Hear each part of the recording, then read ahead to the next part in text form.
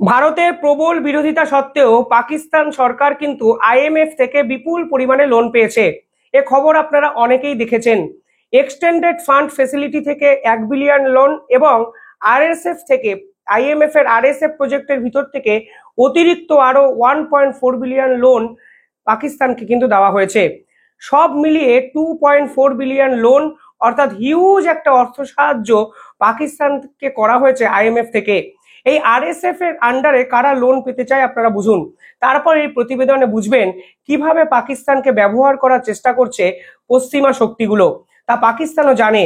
পাকিস্তানে যেরকম সন্ত্রাসবাদী বিভিন্ন কাণ্ড কারখানা হচ্ছে সেগুলো জানার পরও পশ্চিমা শক্তিগুলো স্পেশালি আমেরিকা দিনের পর দিন যেভাবে পাকিস্তানকে সাপোর্ট করছে তার পিছনেও কিন্তু একাধিক রাজনৈতিক কারণ আছে। এই সবকটাই কিন্তু আজকের এই ভিডিওতে আমি আলোচনা করব।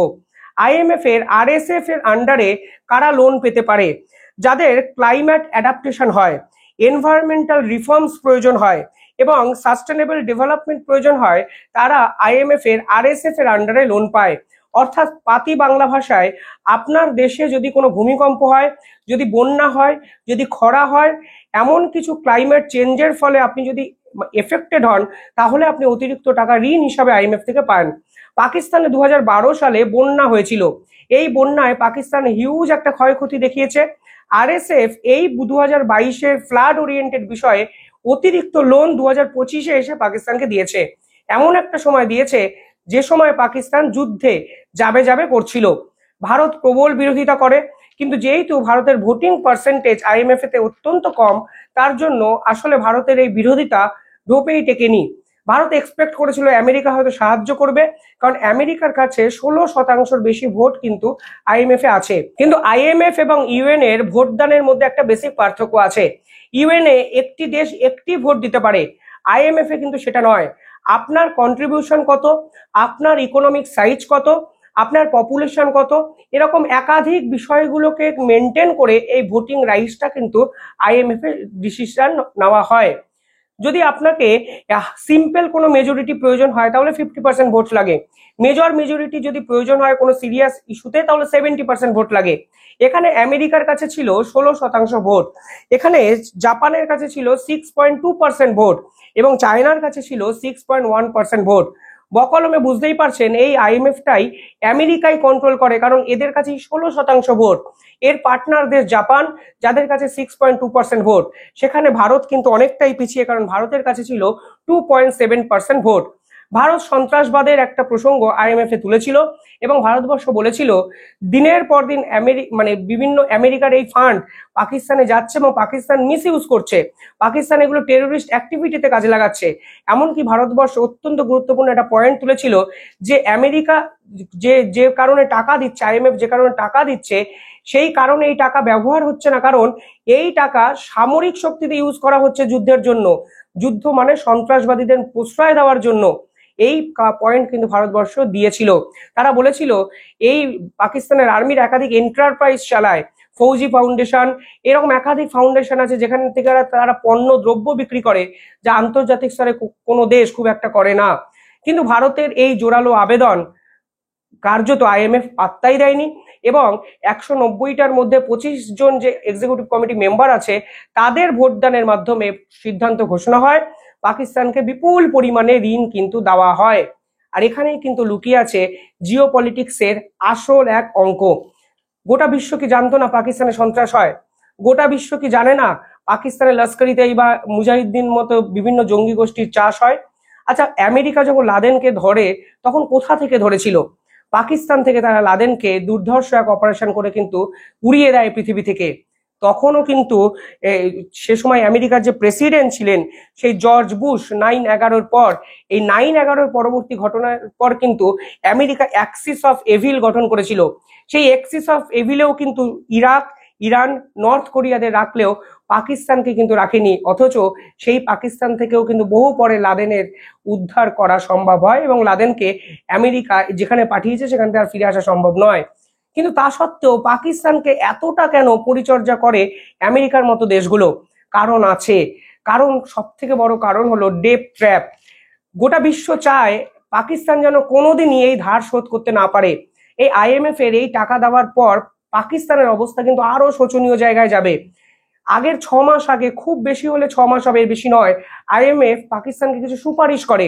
তারা বলে তাদের কস্ট কাট করতে হবে, ইলেকট্রিসিটি কমাতে হবে, সরকারি চাকরির সংখ্যা কমাতে হবে, এমন কিছু সুপারিশ দিয়ে দেয় পাকিস্তানকে যা পাকিস্তান মানতে বাধ্য হয়। অর্থাৎ পাকিস্তানকে টাকা দিয়ে কন্ট্রোল করা খুব সহজ, এটাকেই বলা হয় ডেপ ট্র্যাপ। যখন আপনি পাকিস্তানকে বিপুল পরিমাণে টাকা দিচ্ছেন, তখন এই পাকিস্তান সাময়িকভাবে বিরতি নিলেও, মানে একটু রিলিফ পেলেও, আসলে লং টার্মে কিন্তু বৃহৎ অংশে একটা ফেসে যাওয়ার সম্ভাবনা এই পাকিস্তানে বারংবার তৈরি হচ্ছে। এবং বর্তমান রিপোর্ট বলছে আগামী 3 বছরের মধ্যে $80 মিলিয়ন এই পাকিস্তানকে আবার শোধ করতে হবে, যা পাকিস্তানের পক্ষে কার্যত অসম্ভব। সেই টাকা শোধ করার জন্য তারা আবার কোনো জায়গা থেকে লোন নেবে, এবং যেখান থেকেই লোন তারা নেবে সেখানে আবার কোনো পশ্চিমা একটা দেশের ইনফ্লুয়েন্স থাকবে।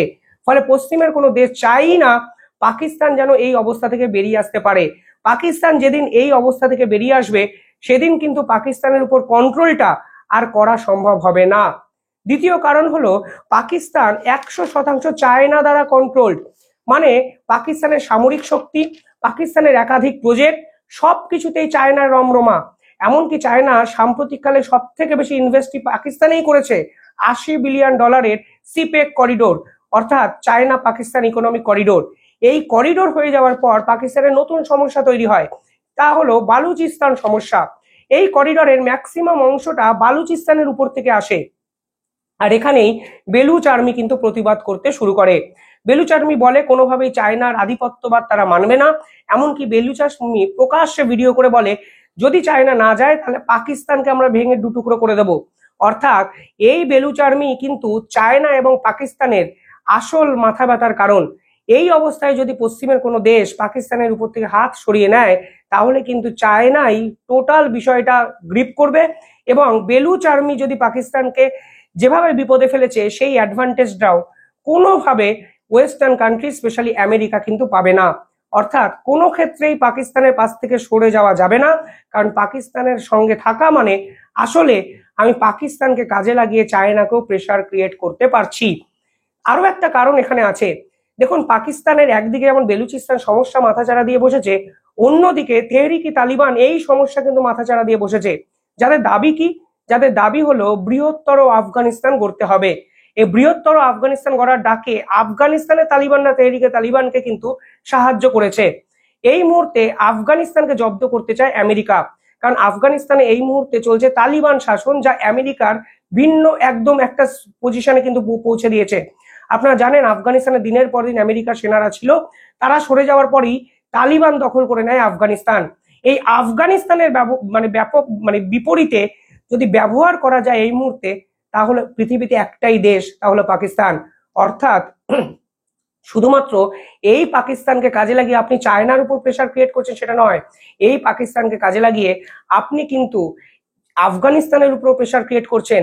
আফগানিস্তানে কোনো ঝুটঝামেলার প্রয়োজন হলে পাকিস্তানকে কাজে লাগানো যায়। 1 মাস আগে আফগানিস্তানেই পাকিস্তান সরকার একটি এয়ার স্ট্রাইক করে, সেই এয়ার স্ট্রাইকে অনেক শিশু, অনেক নারীরা কিন্তু মারা যায়। পাকিস্তানের পিছনে আমেরিকার মদত ছিল না, তা কিন্তু উড়িয়ে দেওয়া যায় না, এবং একাধিক সংবাদ মাধ্যম এ বিষয়ে বিভিন্ন চর্চা করেছে। অর্থাৎ পাকিস্তানের জিওপলিটিক্যাল অবস্থানটাই হলো তাদেরকে এই অ্যাডভান্টেজ পজিশনে বারবার নিয়ে যায়। জিওগ্রাফিক্যাল এবং জিওপলিটিক্যালি এমন একটা জায়গায় পাকিস্তান এই মুহূর্তে আছে যে গোটা বিশ্ব জানে এটি একটি সন্ত্রাসবাদের রাষ্ট্র, কিন্তু সেই সন্ত্রাসবাদের রাষ্ট্র হিসাবেও তারা এই পৃথিবীতে থেকে যায় শুধুমাত্র সন্ত্রাসবাদ নির্মূল করতে তাদেরকে ব্যবহার করা হয় বলে। অর্থাৎ পাকিস্তানের কাজটা কেমন বলুন তো, কাটা দিয়ে কাটা তোলার মতো। তাই কাটা তোলার জন্য পাকিস্তানকে তারা সবসময় ব্যবহার করে। দেখুন, যখন ভারত ইউএস এবং চায়নার ফ্রি ট্রেড এগ্রিমেন্টে সবচেয়ে বেশি বেনিফিট করতে পারে, তখন পাকিস্তান একটা ভারতে সন্ত্রাসবাদী হামলা করে দেয়। পিছনে হয়তো চায়না কিংবা পিছনে অন্য কোনো প্রভাবশালী দেশ, পরে বিষয়ে আলোচনা করবো এগুলো। কিন্তু এটা তো বাস্তব, পাকিস্তান চায় এই ভারতকে বর্তমান সময় অন্তত শেষ 15 দিন একটু অশান্ত করে রেখেছে। ভারতের সমস্ত ডিপ্লোম্যাটরা পাকিস্তান নিয়ে চর্চা করেছে, সমস্ত ভারতবাসীরা সমস্ত কিছু ছেড়ে ছুড়ে আমরা এই পাকিস্তানকে নিয়ে আলোচনা করেছি, আমরাও করেছি, আমরা মিডিয়ারাও করেছি। এই মুহূর্তে হয়তো ভারতের সব থেকে ঐতিহাসিক একটা ডিল হয়ে গেছে কিছুদিন আগে, তা হলো ব্রিটেনের সঙ্গে ফ্রি ট্রেড এগ্রিমেন্ট ডিল। আমেরিকার সঙ্গেও হবে, আমরা ইউরোপীয় ইউনিয়নের সঙ্গে ফ্রি ট্রেড এগ্রিমেন্ট করব, কিন্তু আমাদের এখন একটাই লক্ষ্য, পাকিস্তানকে পৃথিবী থেকে সরিয়ে দিতে হবে। আর এখানেই কিন্তু পাকিস্তানের নৈতিক জয়। তারা ভারতবর্ষের বিপক্ষে সন্ত্রাসবাদের হামলাতে ঢুকিয়ে ভারতবর্ষকে অশান্ত করে রাখে, এবং আন্তর্জাতিক স্তরে ভারত যখন প্রভাবশালী হওয়ার চেষ্টা করে, ঠিক তখনই এমন কিছু একটা করার চেষ্টা করে যে ভারতবাসী, ভারতের ডিপ্লোম্যাটিক একাধিক মানুষজন, ভারতবর্ষের মন্ত্রীদের ফোকাসটা সম্পূর্ণভাবে ঘুরে যায়।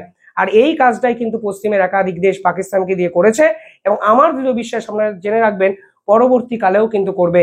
কারণ ডোনাল্ড ট্রাম্প সকলের আগে টুইট করে দিয়েছেন যে তিনি সিজফায়ার এগ্রিমেন্ট করিয়ে দিয়েছেন। গোটা বিশ্ব তখনও জানে না, পাকিস্তান ভারত অফিসিয়াল কনফার্ম করেনি, কিন্তু ডোনাল্ড ট্রাম্প টুইট করে বুঝিয়ে দিয়েছেন আসলে পাকিস্তান এবং এই অঞ্চলটাকে কিন্তু তিনি রাজ করতে চান।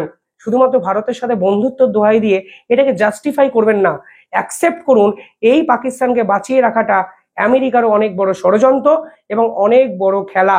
ভারত কিভাবে এই খেলাটাকে উতরে যায় তা নিঃসন্দেহে আগামী দিনে আমরা দেখব। কিন্তু এটা ঠিক যে পাকিস্তান যদি এই মুহূর্তে শেষ হয়ে যেত, তাহলে কিন্তু আমেরিকা এই পুরো জায়গাটার উপর কন্ট্রোল হারিয়ে ফেলতো। পাশাপাশি আরো একটা বিষয় এখানে আছে, ধরুন পাকিস্তানে যদি ফিনান্সিয়াল ক্রাইসিস দেখা যেত, তাহলে এখানে রিফিউজি সমস্যা তৈরি হতো। আমেরিকা কি সেটা এফোর্ড করতে পারতো?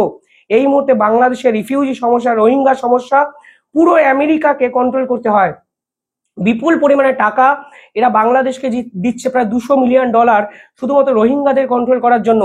বিনিময়ে তারা নতুন খ্রিস্টান রাষ্ট্র করবেন, আরাকান আর্মিকে সাপোর্ট করবেন, বাংলাদেশের ভিতর থেকে মানব করিডোর পাবেন, অনেক কিছু হতে পারে, সে নিয়ে আলাদা একটা ভিডিও আমি বানাবো।